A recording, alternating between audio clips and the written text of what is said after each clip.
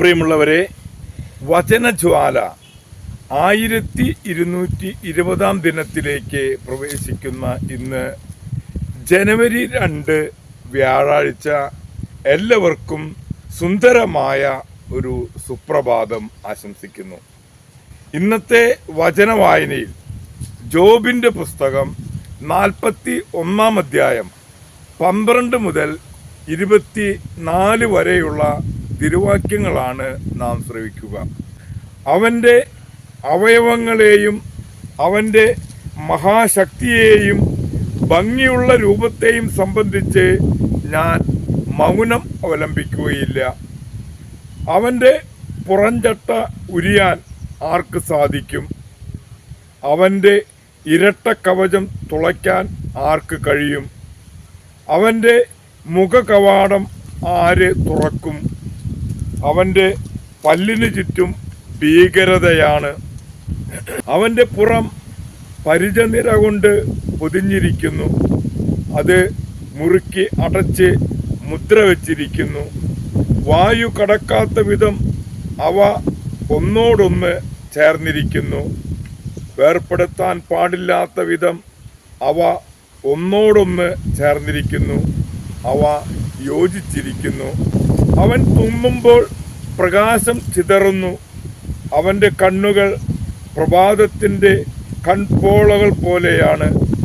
അവൻ്റെ വായിൽ നിന്ന് ജ്വലിക്കുന്ന തീപ്പന്തങ്ങൾ പുറപ്പെടുകയും തീപ്പൊരി ചിതറുകയും ചെയ്യുന്നു. തിളയ്ക്കുന്ന വെള്ളത്തിൽ നിന്നും കത്തുന്ന രാമച്ചത്തിൽ നിന്നും എന്ന പോലെ അവൻ്റെ മൂക്കിൽ നിന്ന് പുക ഉയരുന്നു.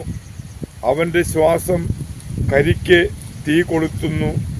അവൻ്റെ വായിൽ നിന്ന് തീജ്വാല പുറപ്പെടുന്നു. അവൻ്റെ കഴുത്തിൽ ബലം കുടികൊള്ളുന്നു. അവൻ്റെ ഭീകരത അവൻ്റെ മുൻപിൽ നൃത്തം ചെയ്യുന്നു. അവൻ്റെ മാംസപാളികൾ തമ്മിൽ പറ്റിച്ചേർന്നിരിക്കുന്നു. ഇളകിപ്പോകാത്ത വിധം അത് അവൻ്റെ മേൽ ഉറച്ചിരിക്കുന്നു. അവൻ്റെ ഹൃദയം കല്ലുപോലെ കടുപ്പമേറിയതാണ്. തിരികല്ലിൻ്റെ അടിക്കല്ല് പോലെ ഉറപ്പുള്ളതാണ്. ദൈവത്തിൻ്റെ തിരുവചനമാണ് നാം ശ്രവിച്ചത്. പ്രിയമുള്ളവരെ, ഇന്ന് ആഗോള കത്തോലിക്ക സഭയിൽ മെത്രാനും സഭാപിതാവുമായ വിശുദ്ധ ബാസിലിനെ അനുസ്മരിക്കുന്ന ദിവസമാണ്. 329 ഏഷ്യ മൈനറിൽ സേസറായി എന്ന സ്ഥലത്താണ് ജനനം.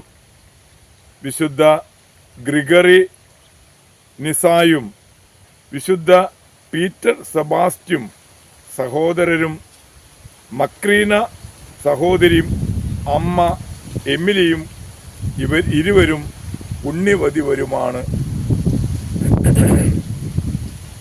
ലൗകികാർഭാടങ്ങൾ ഭയന്ന് സന്യാസ ജീവിതം നയിക്കുമ്പോഴാണ് സേസരായിലെ മെത്രാനായ എവൂസേബിയൂസ് ബേസിലിനെ വിളിച്ച് പട്ടം കൊടുത്തത്.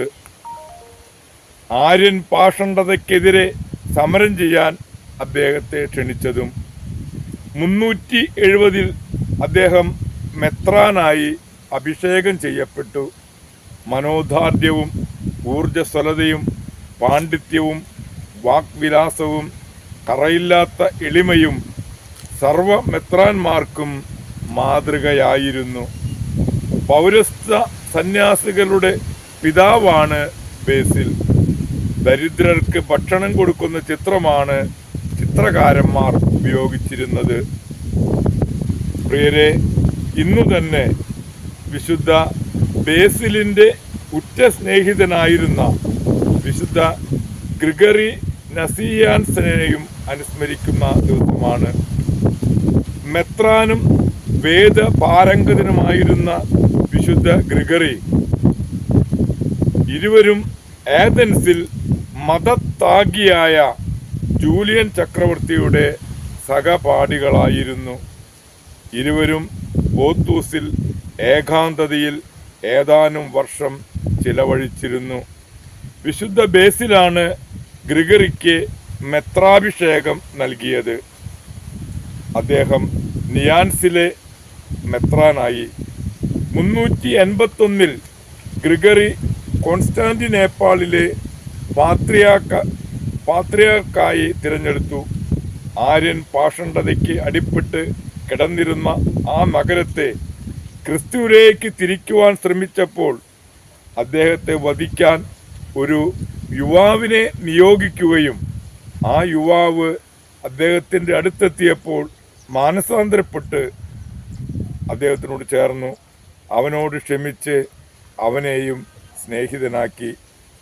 മെത്രാനും ദൈവശാസ്ത്രജ്ഞനുമായ വിശുദ്ധ ഗ്രിഗറിയുടെയും മെത്രാനും സഭാപിതാവുമായ വിശുദ്ധ ബേസിലിൻ്റെയും മധ്യസ്ഥം യാചിച്ച് ഇന്നത്തെ നല്ല ദിവസത്തിലേക്ക് നമുക്ക് പ്രവേശിക്കാം. എല്ലാവർക്കും നല്ല ഒരു വ്യാഴാഴ്ച ദിവസം ആശംസിക്കുന്നു. Thank you.